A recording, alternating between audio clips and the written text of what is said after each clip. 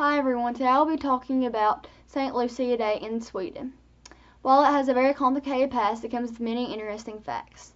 One of these is before the adoption of the Gregorian calendar, December 13th was marked as one of the darkest time periods of the year.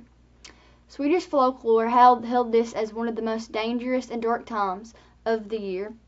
People were told to stay inside their homes and eat to survive. This example proves that St. Lucia Day is special to their culture because it shows the important, significant origins, customs/traditions, and foods of the holiday. There were many factors in the origins of St. Lucia Day.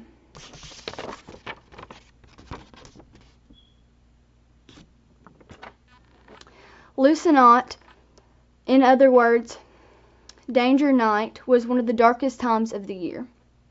It was believed that evil powers such as demons, trolls, were out. This night was most believed to have a being known as Lucy going around.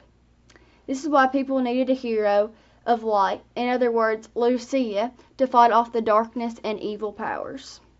The second example is the adoption of the Italian saint story. This adoption was adopted by people and the churches because it was a good way to blend this with into their other daily lives. It was easy to incorporate into their Christmases because it was easy to incorporate traditions that they were already understood and were familiar with. And the third example is the myth of Lucicader.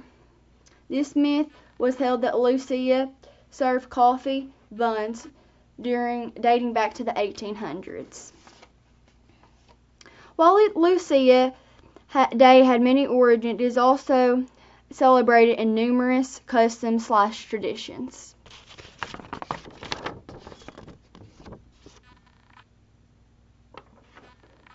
The first one is parades. Leading procession, Lucia is trailed by handmaidens, star boys, and gingerbread men.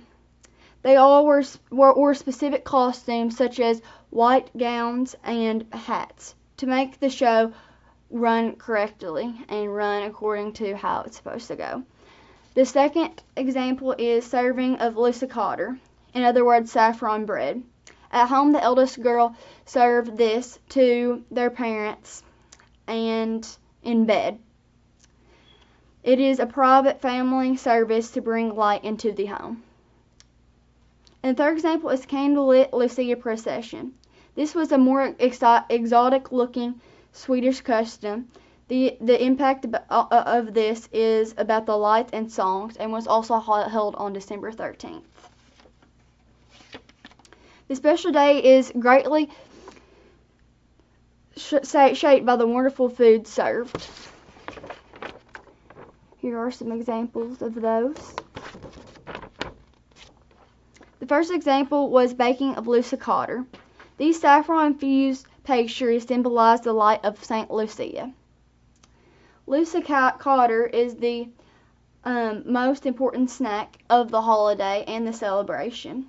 They use saffron, which is expensive, to make the golden color of it.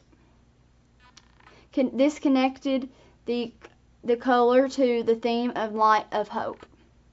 The second example is the shape of Duvelscatter buns. The shape of the buns resemble a pair of curled cattails symbolizing St. Lucia, light-filled eyes.